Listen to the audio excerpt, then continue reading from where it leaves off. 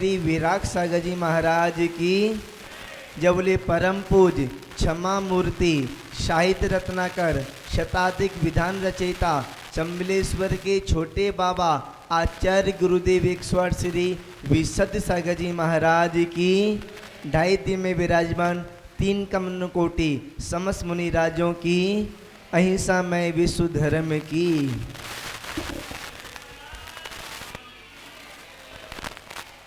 अभी अपना 10 लक्षण पर्व चल रहा है। इसमें अपन ने पहले दिन जाना था उत्तम क्षमा, यानी कि क्रोध का त्याग करना।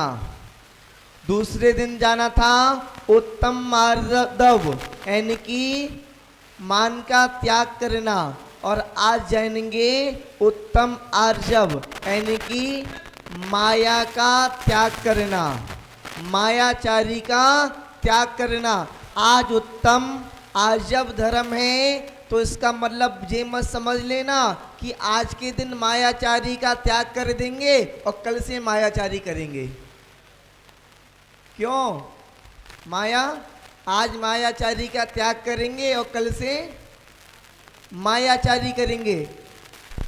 आज उत्तम आर्जव धर्म है, तो आज के दिन त्याग करेंगे, बाकी दिन मायाचारी करेंगे।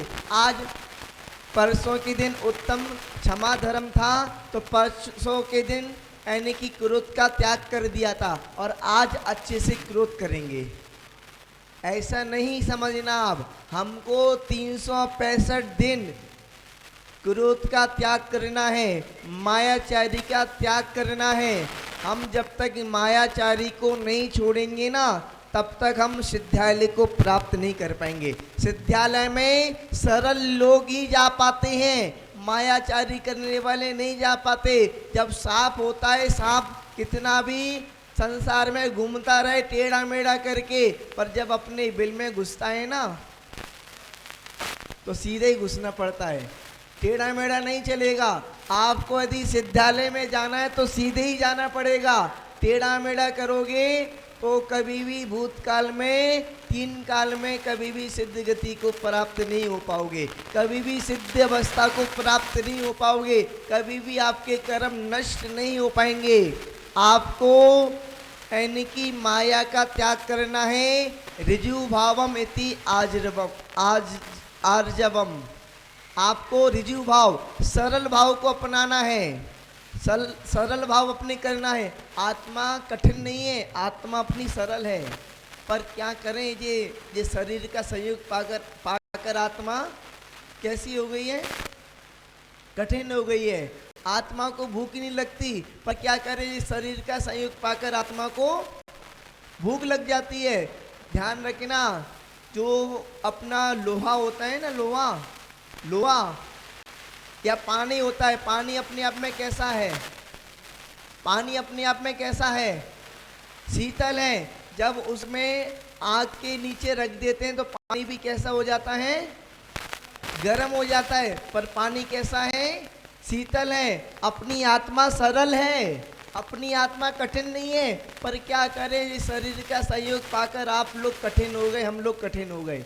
हमको कठिन नहीं होना, आत्मा जैसी सरल है वैसे ही अपन को सरल बनना है। यानी कि कुटिल नहीं करना, कुटिलता नहीं करना, छल नहीं करना, कपट नहीं करना, टेढ़ापन नहीं होना, मायाचारी नहीं करना। ये सब क्या है? आर्जव धर्म। और ध्यान रखना, जो मायाचारी करते हैं ना, 4 गतियों में यदि किसी गति में मायाचारी ज़्यादा होती है ना, तो तिरंचों में होती है, तिरंचों में मायाचारी होती है। और जो मायाचारी करते हैं ना, जो ज़्यादा मायाचारी करते हैं, तो मर के तिरंची बनते हैं। अपना तत्वासूत्र का सूत्र है माया त्रक योनस्य, यानी कि मायाचारी करने से तिरंच आयु का बंद होता है। मायाचारी, ध्यान रखना, पहले तो हम मुनियों का उदाहरण देते हैं, पहले हम मुनियों का उदाहरण देते हैं, बाद में श्रावकों का उदाहरण देते हैं। आप ये मत समझ लेना कि महाराज ने मुनि दीक्षा ले ली, किसी ने मुनि दीक्षा ले ली, पिछी कमंडल ले लिया, तो वो कसायों से रहित हो गया। नहीं, कसायों से रहित नहीं हुआ। हाँ, उसकी कसाई कम हो गई। कौन कौन सी कम हो गई? आप प्रत्याख्यान कम हो गई, प्रत्याख्यान कम हो गई, ठीक है ना पंडित जी? प्रत्याख्यान कम हो गई, आप प्रत्याख्यान कम हो गई, पर संजुलन कसाय तो है। मुनियों की भी कसाएं हैं। और उसके बाद में ये पंचम काल चल रहा है। पंचम काल कितना कितना खराब काल होता है। पंचम काल में मनुष्य यदि जन्म लेता है ना, मनुष्य जन्म लेने से पहले दिखता है कि भगवान यदि मैं कुछ गलत काम करूं तो मैं पंचम काल में चले जाऊं। पंचम काल इतना खराब काल होता है। लक्ष्मण जी ने और अपने शब्दों में ऐसा कहा था, यदि मैंने किसी के साथ में गलत किया हो तो मैं पंचम काल में जन्म ले लूं। पंचम काल इतना खराब काल होता है। पंचम काल में केवल ये नहीं कि शावक ही बेकार होते हैं, पंचम काल में मुनियों पर भी असर पड़ता है। मुनियों पर भी असर पड़ता है। पर ध्यान रखना, मुनि 5 प्रकार के उमा स्वामी महाराज ने पहले ही कह दिया है। तत्वा सूत्र में 5 प्रकार के मुनियों का वर्णन किया है। पंचम काल में मुनि महाराज अपने यानी कि सीमा से, अपनी मर्यादा से बाहर हो जाते हैं। मुनि महाराज अपनी सीमा से, मर्यादा से बाहर हो जाते हैं। कभी कभार मायाचारी भी करने लगते हैं। हम तो पहले मुनियों का उदाहरण देते हैं, अब पहले अपना उदाहरण देंगे, बाद में आपका उदाहरण देंगे। ऐसा मत समझ लेना कि शावक ही केवल मायाचारी करते हैं, मुनि महाराज भी मायाचारी कर लेते हैं। मुनि महाराज भी मायाचारी कर लेते हैं। मैं क्या था, मैं कांजी स्वामियों के बीच में रहता था पहले। कांजी स्वामियों के बीच में रहा हूँ तो कांजी स्वामी क्या करते हैं, मुनियों की बुराई देखते हैं, मुनियों की बुराई को ढूंढते हैं। तो मैंने कही ठीक है, और अच्छी बात है, तुम मुनियों की बुराई ढूंढो, मैं और बता रहा हूँ आपको मुनियों की बुराई। तो बढ़िया काम हो जाता था। उन्होंने मुनियों की बुराई बताई, मैंने भी मुनियों की बुराई करना चालू कर दी, तो दोनों की बढ़िया पट गई। हाँ जी महाराज बढ़िया है। क्यों? क्योंकि मुनियों की बुराई कर रहे हैं। अरे बुराई तो सबके अंदर है, अच्छाई ऐसा नहीं है कि सभी अच्छाई अपने अंदर हैं। अपने अंदर कुछ अच्छाइयाँ हैं तो कुछ बुराइयां हैं। केवल अच्छाई अच्छाई नहीं है, अपने अंदर संपूर्ण तरीके से अच्छाई आ जाए तो अपन पे संसार में थोड़ी रहेंगे, फिर तो सिद्धालय में पहुंच जाएंगे। अपने अंदर बुराई है, बुराइयों को समाप्त करना है, और बुराइयों को समाप्त करने के लिए ही नियम संयम को धारण किया जाता है। नियम संयम किस लिए धारण किया जाता है पंडित जी? पापों को समाप्त करने के लिए, कसायों को समाप्त करने के लिए, बुराइयों को समाप्त करने के लिए नियम संयम धारण किया जाता है। किसी के अंदर एक बुराई है कि वो रात में भोजन करता है। अब उसने नियम ले लिया कि मैं रात में भोजन नहीं करूँगा, तो क्या हो गया? अच्छाई आ गई ना। बुराई को छोड़ने के लिए, अच्छाई को प्राप्त करने के लिए नियम संयम धारण किया जाता है। और हमने 28 मूल गुणों को धारण कर लिया है। किस लिए? किस लिए? बुराइयों को छोड़ने के लिए। पर अनादि काल के संस्कार कैसे बताएं? क्या बताएं? अनादि काल के जो संस्कार है ना, वो अच्छे नहीं हैं। ना हमारे अच्छे ना आपके अच्छे हैं। अनादि काल से हम क्या करते आ रहे हैं? क्या करते आ रहे हैं? क्रोध, मान, माया, लोभ और पाप करते आ रहे हैं। मिथ्यात्व में घिसे पिटे हुए हैं, इसलिए तो संसार में घूम रहे हैं। यदि हमारे संस्कार अच्छे होते अनादिकाल के तो मोक्ष चले जाते। हमारे अनादिकाल के संस्कार पाप करने के, कसाई करने के हैं, इसलिए तो संसार में पड़े, आपके सामने बैठे हुए हैं। यदि अच्छे संस्कार होते तो आपके सामने नहीं बैठे होते, सिद्धालय में पहुंच जाते। पंडित जी, सिद्धालय में पहुंच जाते हम। हमारे जो संस्कार हैं, हम इस संस्कार को तोड़ने की कोशिश करते हैं। अब इस संस्कारों को खत्म करने की, इन कुसंस्कारों को तोड़ने की कोशिश करते हैं। जितने अपने अनादिकाल के कुसंस्कार को तोड़ लिया, उतना वो आगे बढ़ गया। जिसने अपने अनादिकाल के संस्कारों को नहीं तोड़ पाया, वो वहीं की भी रह गया। अनादिकाल के जो संस्कार हैं, कसाई करने के, पाप करने के, जिसने उसको छोड़ दिया, अधर्म करने के और एक दूसरे को भिड़ाने के। अपन यदि मान लो देव भी बने ना, असुर कुमार देव, तो असुर कुमार देव बन के क्या किया अपन ने, नरक में गए और नरक में नारियों को आपस में बढ़ा दिया। एक की दूसरे से कही और दूसरे की एक से कही। आपस में क्या किया, एक दूसरे को इसकी उसकी निंदा करी, इसकी उससे निंदा करी और आपस में बढ़ गए। क्या किया अपन ने, यदि हम यानी कि देव भी बने, अम्बरीश नाम के देव बने तो अम्बरीश नाम के देव आपस में बढ़ाते हैं। हम यदि मान लो तिरंश में भी गए तो क्या किया, मायाचारी करी। मैं मुनि महाराज की बता रहा था, तो एक मुनि महाराज थे, बहुत तपस्वी मुनि महाराज थे। एक महीने का उपास करने वाले मुनि महाराज थे।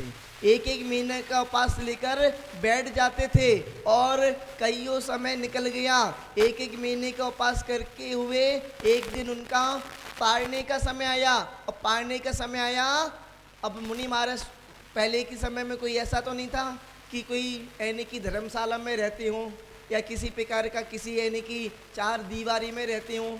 पहले के मुनि महाराज तो गुफाओं में रहते थे, जंगलों में रहते थे। तो जंगल में, वन में एक शिला के ऊपर बैठे हुए थे। उनका उपास के बीच में वो अपना चले गए, अपना उपास करते करते वो निकल गए। उनका पारने का समय था, पर वो क्या, उन्होंने पारना नहीं किया उस स्थान पर, बिना पारना करे, बिना आहार किए निकल गए। और उसी समय एक मुनि महाराज आए। क्या नाम था मुनि महाराज का, ऋजुमती नाम के मुनि महाराज आए और उस स्थान पर बैठ गए।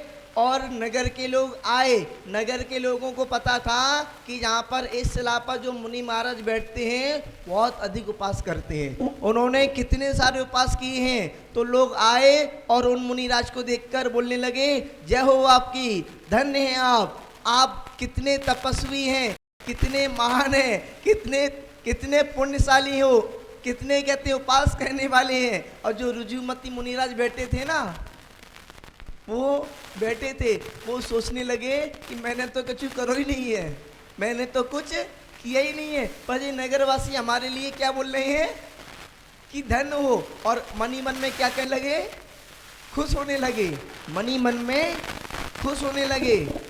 ध्यान रखना, आप जैसे हो वैसा कोई बोल रहा है तो ठीक है, कोई बात नहीं। आप जैसे हो वैसा ना बोलकर और बड़ा चढ़ाकर बोल रहा है तो मन में खुश मत होना, भैया बता देना मैं ऐसा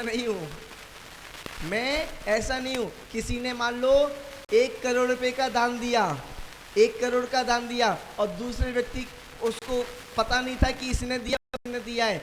दूसरे व्यक्ति को देखा, बोला कि ये कितना दानी है, इसने कितना दान दिया। और वो अपने आप में खुश हो रहा है, मैंने दान दिया। भैया तू दान दिया, बगल वाले ने दान दिया।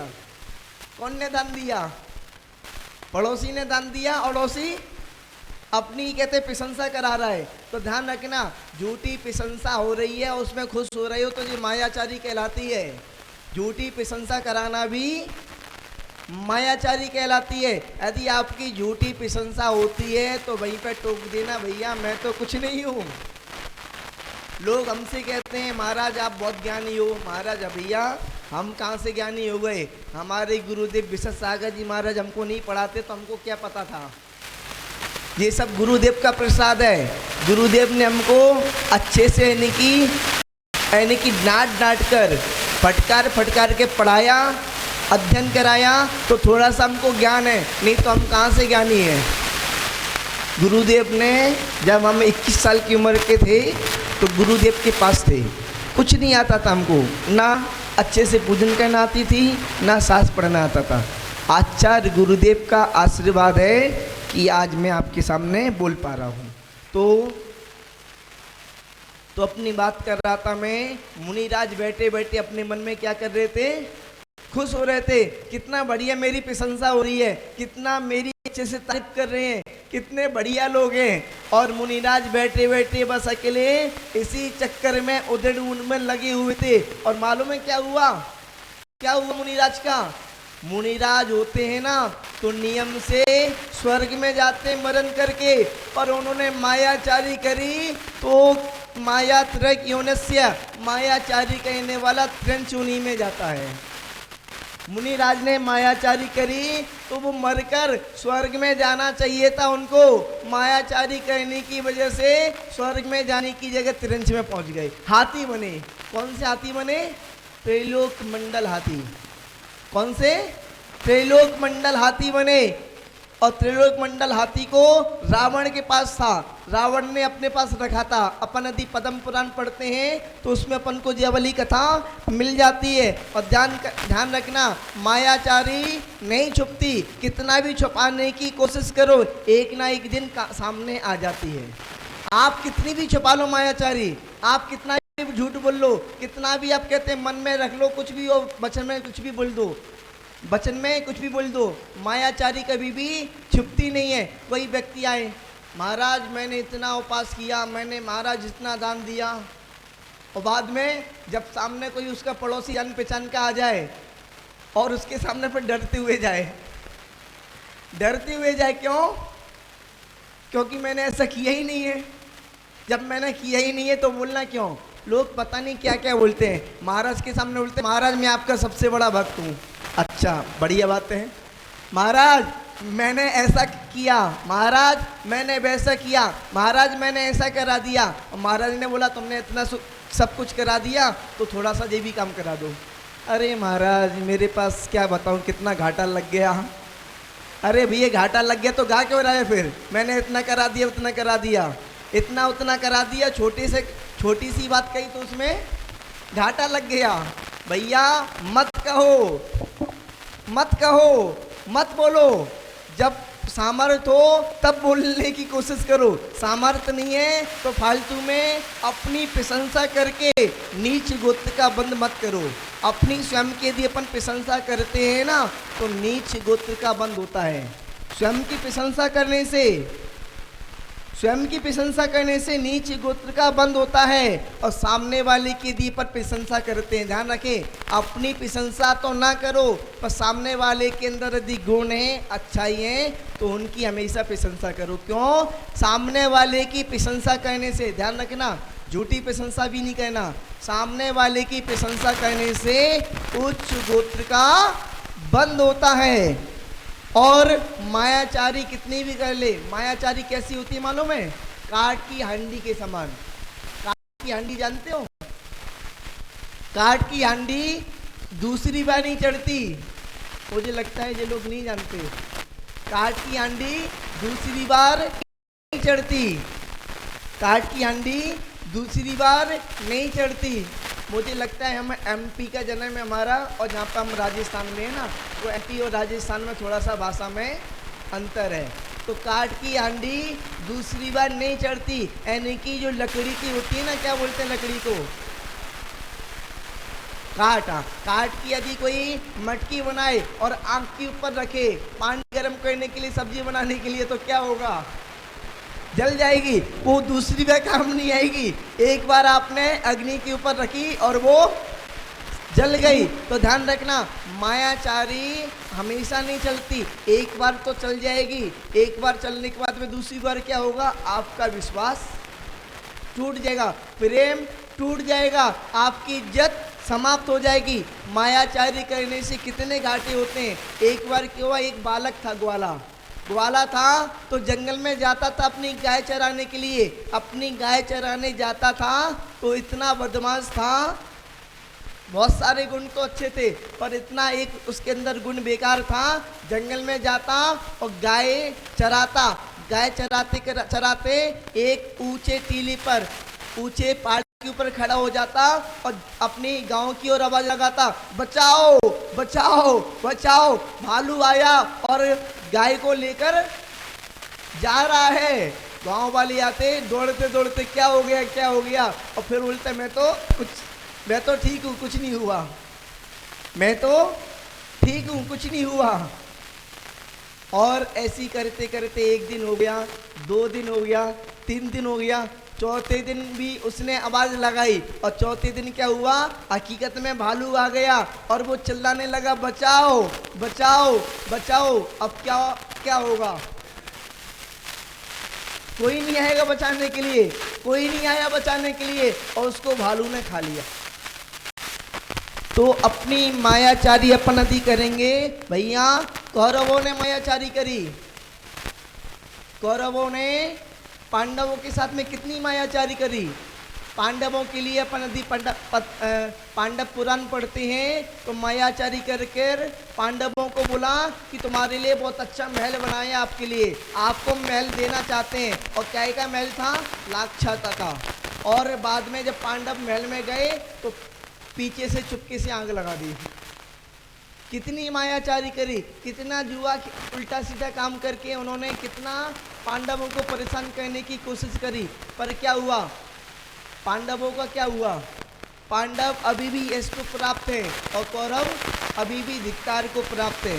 तो मायाचारी करने से भैया अपना ध्यान रखना, हमेशा हमेशा अपमान होता है। मायाचारी यदि अपनी पकड़ी जाती है तो अपना अपमान भी होता है, अपना सम्मान समाप्त हो जाता है। तो कोई भी हो, मुनिराज हो या शावक हो, मायाचार्य करोगे तो हमेशा हमेशा अपमानित होते रहोगे। हमको मायाचारी से रहित होना है और केवल आज के लिए रहित नहीं होना, मायाचारी से केवल आज के लिए रहित नहीं होना। अपन को पंडित जी 365 दिन के लिए और हमेशा हमेशा के लिए मायाचारी से रहित होना है। जब अपन मायाचारी से रहित हो जाएंगे तो मोक्ष की भी एक दिन प्राप्ति हो जाएगी। जय बोलिए महावीर भगवान की।